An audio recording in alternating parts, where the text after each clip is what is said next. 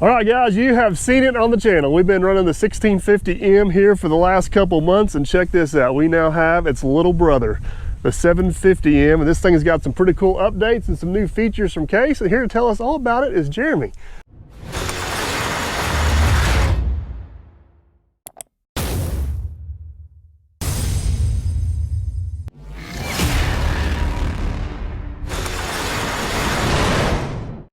We're just joking off camera that I'm horrible with names, so I suggested writing it on his forehead, but he wouldn't let me do it. So, so I got it right? You did get it right. I don't want to rename you. I'm bad about that. Clint from CNC Equipment. I got everybody calling him Clinton. And then the poor work brow guy, that one's going to live on. So, all right, it's not about that. It's about the dozer. Yeah. So, well, tell us, I mean, it looks like a complete Twinkie to that one, but just smaller, but I'm sure there's more to it than that, so. Yeah, there's going to be a lot of things that's kind of in the Case DNA is going to be the same, but also one of the things we're excited to talk about is this is for small frame, this is an update that's coming. So we have some new features that are unique to these small frame dozers that are, we're in the midst of kind of a product launch right now. So what you were kind of explaining to me a little bit is the outer shell, the actual box of the dozer is very similar. Yes, so it looks a lot similar to what we have out now is the M series. So this will stay M series, but we've changed a lot. And most of the change has been in the inside, and we'll kind of walk through that here. Right, so basically the box, the outside, the exterior of the frame's the same, but all the components inside have been scrambled up, redone, improved, and so on and so forth. So let's kind of hit off with the basics here a little bit. This is about a 22,000 pound machine, is that correct? Yeah, you're with the ripper and the front counterweight. Yeah, you're closer to that 23,000 pounds of operating weight. Just shy of 100 horse. Just shy of 100 horse at 96 horsepower. And opening up the panels on this, the first thing I noticed right off the bat is not a twist lock. Yeah, that is one update. We have slam latches on all 4 axis panels. Well, conveniently enough, we have the other machine here, so we'll show them the difference real quick. This is the twist lock, and you can see it takes a little bit more effort. There's also some adjustment required on those after time. Yeah, so those have served us well, but we just feel long term this is a more robust latch, and we've gotten feedback from the field that everybody likes. Aaron and I unloaded this thing off the trailer and started peeking indoors. It's one of the first things we noticed was the latches. I'm a huge component of that. The other thing I noticed is I didn't see a blue lid tank. Yes. Or tank with a blue lid. Yeah, so this machine has, I guess the emissions recipe is a CEGR and a DPF. So it does have a DPF, but it does not require DEF to be added. So that is one advantage of the 750. And we're pretty unique for this size dozer not to add DEF. And so that's basically a certification a deal, and then also application based, a lot of rental yards and stuff. It's just one last thing they have to worry about. Correct. Is DEF. Now the downfall is, and correct me if I'm wrong, but there will be a regen cycle. So if you run the dozer like a dozer should be run, it should happen in the background. But yes, there is a regen that will happen. FPT motor, which is Fiat powertrain, correct? Which is pretty much standard equipment. Yep. And all that. This is the F5H 3.4 liter displacement. And like I said, just shy of 100 horse. Same. I mean, you guys use this engine in multiple different applications. CPLs, dozers. Yes. It's very common, reliable engine. Pretty proven powertrain. So a couple things I kind of noticed right off the bat, one being a guy that works on all my own equipment, is the serviceability. It looks like we've got this one here pretty handy. It takes no tools to remove this panel out. Lifts right out, filters right there, oil checks right there. But I've also noticed a little something different with the wiring harness. What's going on there? Yeah, so with this update, we've actually redone the whole electrical harness and routing. So one of the things that we've done is we've gone to the braided harness. You know, that's going to provide that just a little more durability and abrasion resistance. So with that model, that's an update. And something that you can't see is the kind of the design philosophy we've adopted with this new dozer is just the retention frequency is every 12 inches across the frame. This harness is going to be retained, and we're using P clips and weld links. So basically, this would be an example of a P clip. Obviously, we got some zip ties here, but basically, you're saying at a minimum every 12 inches, this thing's attached to something, so it's not wearing or vibrating or chaffing or anything like that. So one issue with these wiring harnesses is you got this great big old long wiring harness, then you'll have like one leg off of it that's a problem. You got to replace the whole harness because you got a leg going to your pumps that's bad. Is there an option where you can like break this up into sections? Yeah, so this new harness, actually we have strategic jumper harnesses built in. Right. So things like the valves, the pumps, the engine harness, the horn harness, those all have, you know, smaller harnesses. So that's so if you do have an issue, you don't necessarily have to Correct. replace the entire harness. Correct. So That inevitably stuff goes wrong. Sticks get in the wrong spot. Pressure washer gets a Yeah. hold of something it shouldn't. yes, that happens. So it's nice to know you can replace just a section as Yep. well. Again, I just want to commend one thing I've always been impressed with on these case dozers is the simplicity of manufacturing.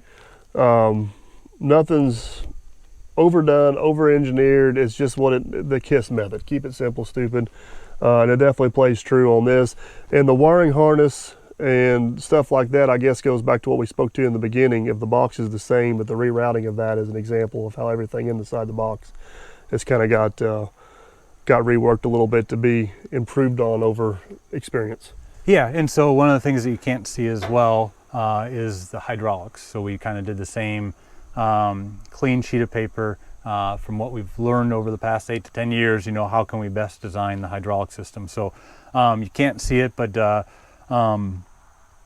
you know, there used to be a big manifold in the center of the chassis that's kind of been split up, and that's allowed us to clean up the routings, allow us to have less leak points throughout the machine. There's no stack fittings on this machine. There's no zip ties on any hydraulic hoses.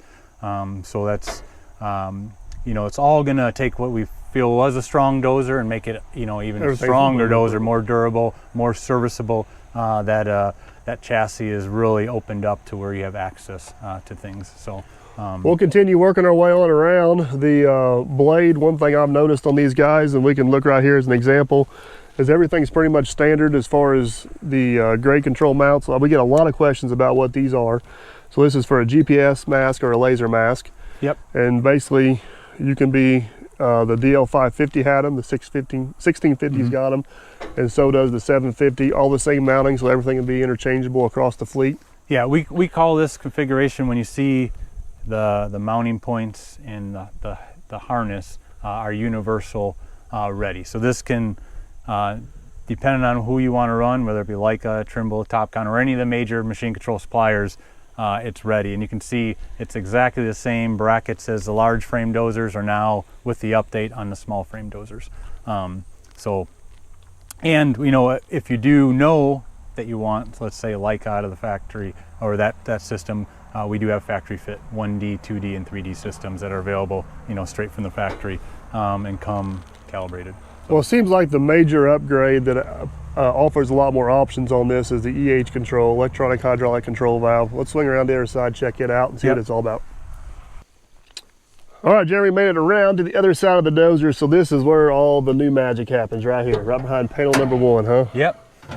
So that is the EH valve. EH valve right there. Yeah, so this is not new to case dozers. Our large frame dozers have EH controls for the blade control. So on the 750 and 850 now we have EH as well.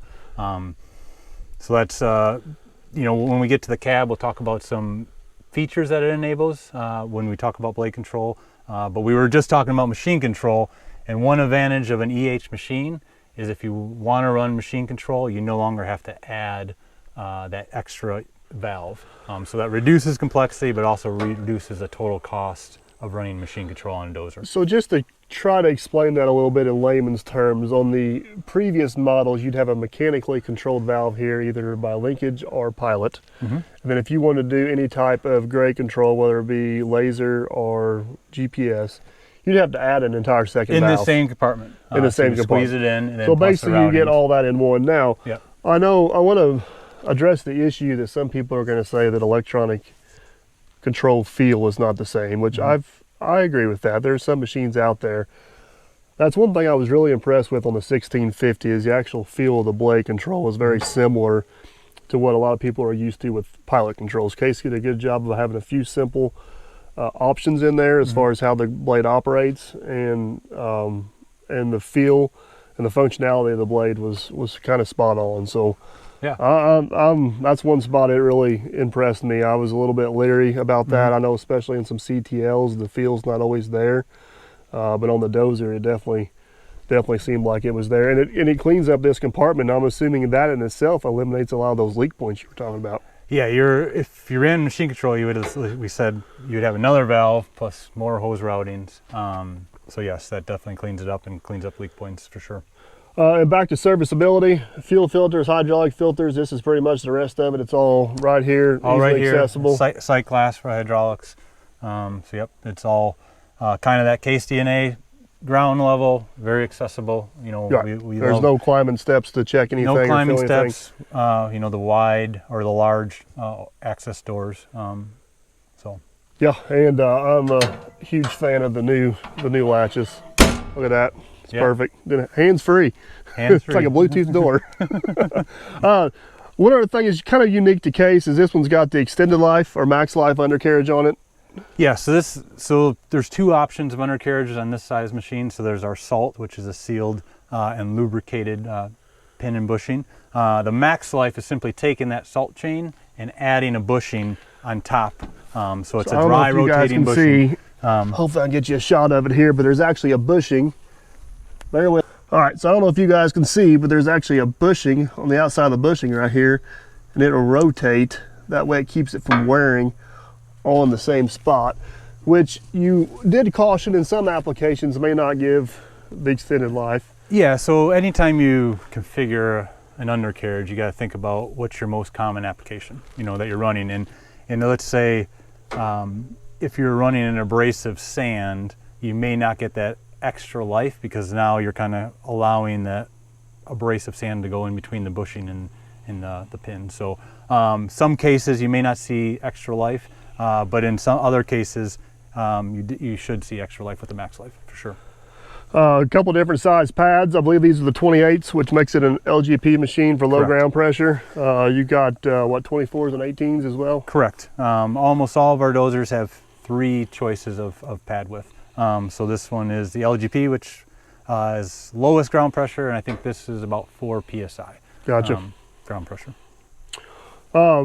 Swinging on around the back here, we'll just kind of finish her off. This one here does have the ripper on it. You know what that is, man, behind the scenes? What we got? This is for you right here. I got you a little shovel rack on there. I like it. I like that a lot. Jerry will definitely approve of that.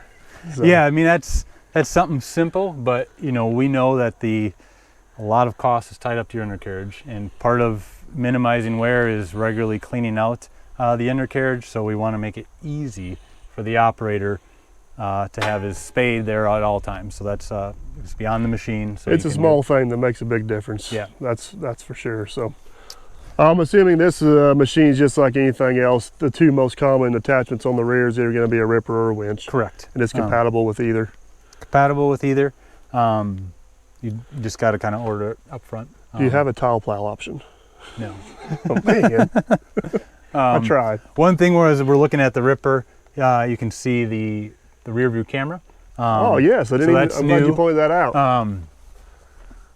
And so that's obviously going to give you the rear visibility, but if you are running a ripper, it's going to allow you to see the ground engagement plus, 15, 20 feet behind you. So that's a good feature.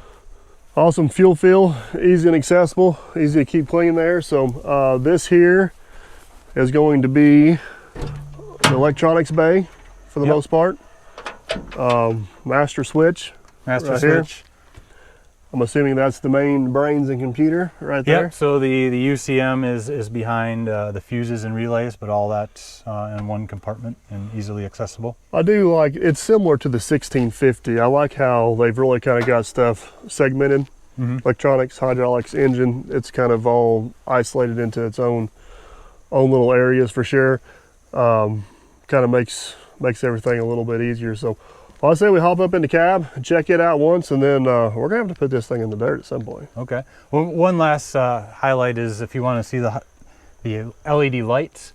So with this update, we now have LED lights standard And I think we were talking about before, we did have 2 different packages where it was 3 lights or 6 lights, but we're going standard with 6 LEDs. So you got 4 LEDs in the front and 2 in the rear. So that's just going to give you that good visibility. We know LED is the kind of the way of the world. So we're getting sidetracked here, but let's talk visibility. Okay. That brings up something that's really kind of key on these things. I know some other manufacturers have went to great extents to slope their hood down to get all this visibility out the front. The last I checked, nobody's made an invisible blade, and you cannot see through that blade to see the cutting edge. Yeah. So people that run dozers, the key to the visibility, excuse me, is seeing that cutting edge. And what Case has done a really good job about is taking the back of this blade right here and sloping it in a manner to where you can see that cutting edge from the seat. That, to me, is the key to the visibility. I'll get down here. This one here is sloped even a little bit more than the other one, but the back cut angle of that blade is huge when it comes to visibility. With these wider, this is a wide track machine, this is a wide pad machine, LGP. With the wider pads or the wider tracks, when the blade's angled all the way around, it's a little bit difficult to see this corner, but that's about the only time you lose visibility. Now, if that blade is straight like that, man, you can see that cutting edge. Yeah. That's what matters, is a cutting edge. Yeah. Seeing the middle of your blade don't matter. One of the things that was done when we switched undercarriages about 5 years ago is we reduced the diameter of the front idler to help with that visibility to the blade as well. So.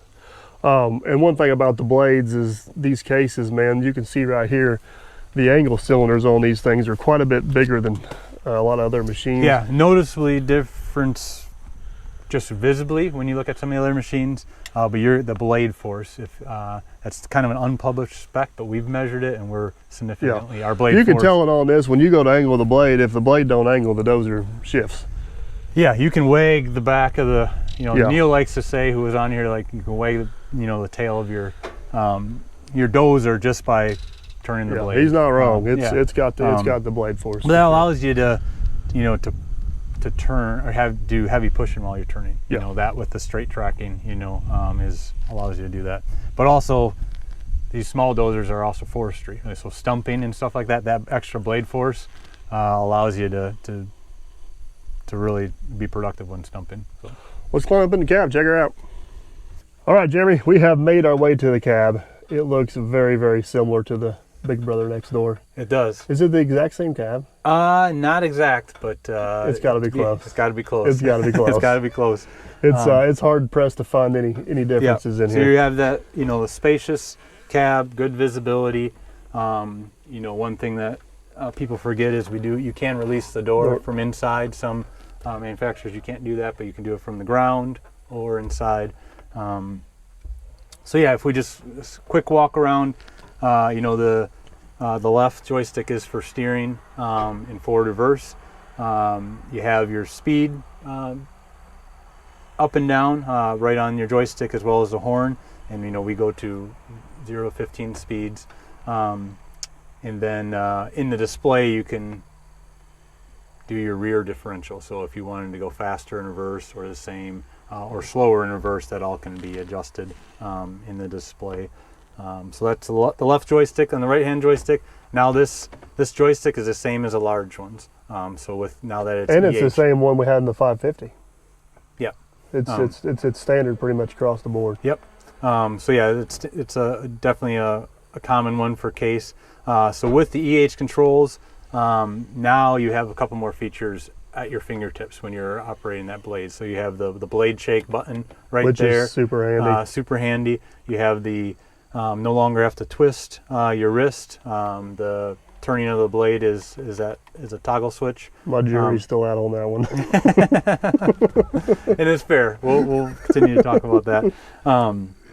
You also can toggle through the display with this up and down button, so you can see a couple machine operating like temperatures and stuff like that through the flip of the button.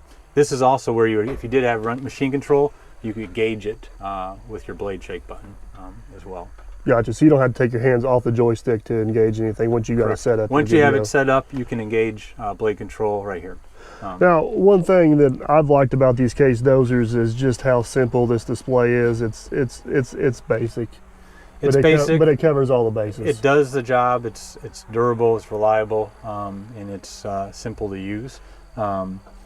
So you can also this is our rear view camera mounted there, so that's we noted before. And then if you had machine control, it would be right beside. Clip right in there. Yep. So I'm assuming at some point down the line, this is all going to be integrated together. But even with it not being integrated together, everything's nicely displayed right here. Yep. It's far enough away from you, you're not banging your knees into it. Yeah, and it's kind of one location where you're looking for correct for everything. The other thing that's we were talking about before, it's small, but operators love it. We do have a Bluetooth radio now, so Yeah. we know jamming to your favorite type of music increases productivity. So it's not good for YouTube though. It'll get you copyright claims. Keep the camera out of my dozer. So yeah, so your radio controls are up here along with your air conditioning controls. Yep. I mean, we ran that machine on some hot days. It's got plenty of cooling capacity. Yep. It's very easy to stay comfortable inside one of these things. So very similar. D-cell pedal, pretty much the only foot control you have. So that's the foot control, and just like the large ones, you can choose whether you want it in trans mode or D-cell mode. So that's the operator. So preference. basically, trans mode it'll slow the machine down, but the engine stays revved up. Yes, and so that's a preference thing. But a lot of times, actually, when you run machine control, you like because you keep your hydraulic. It keeps your hydraulics. It keeps that machine or that blade response. So it's you don't see machine control runs best in trans. So Gotcha. Well, I think there's one thing left to do. See if this thing will push dirt. all right. Yeah. That's the part I'm looking forward to. All right, let's go see what this little guy has got.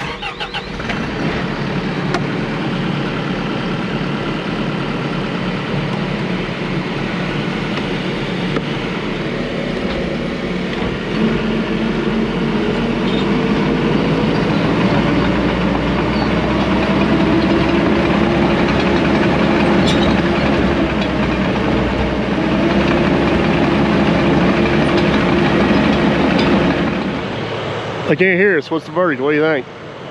So far, I'm liking it. I want to see what to do here. Yeah, I know. It's killing me not getting that blade dirty. Yeah, yeah. Hey,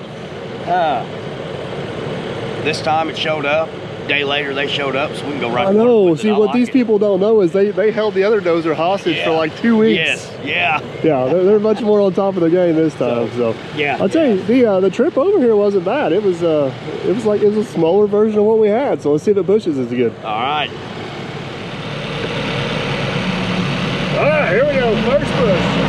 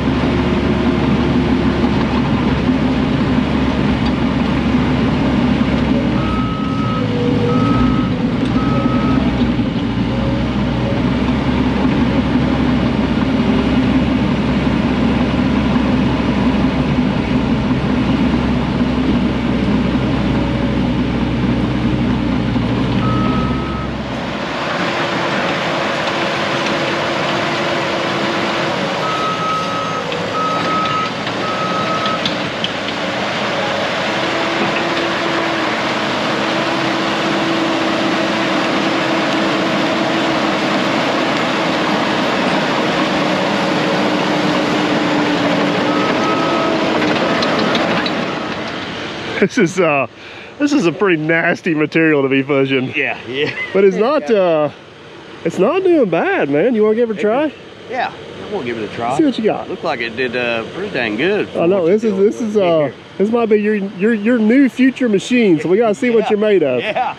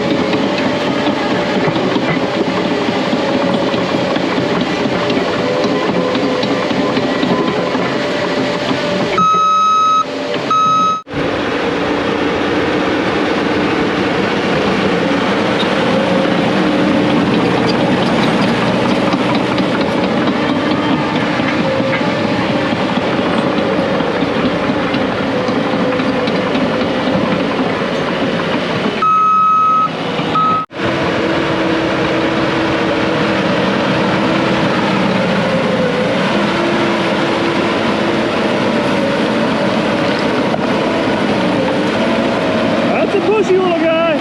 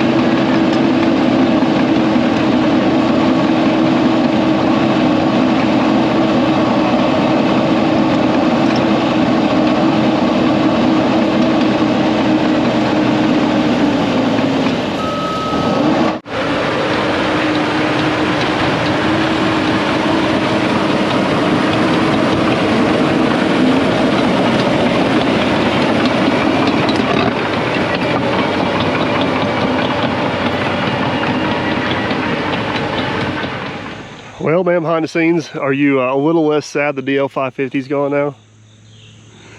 Well, like I was telling you, I wanted it, buy it. So if I say I don't want this, you gonna buy it? Let's see how. Oh, I love it. Just can't be happy, can you? Yeah, yeah. I don't know, man. I think yeah. for our application, this suits the build a little more. Yeah. It's a little bigger than the D4. Yep. A little smoother.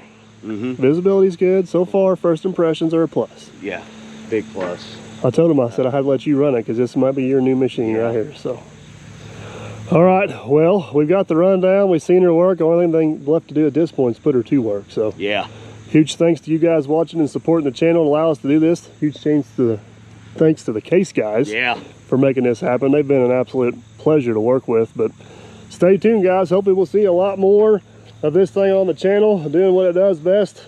Pushing dirt. So hopefully you guys enjoyed this video. If you did, give it a big old thumbs up. Want to make sure you don't miss out on the this beast in action. I consider subscribing. Both of them are free. That way we'll catch you on the next one. Tell them bye. See you guys.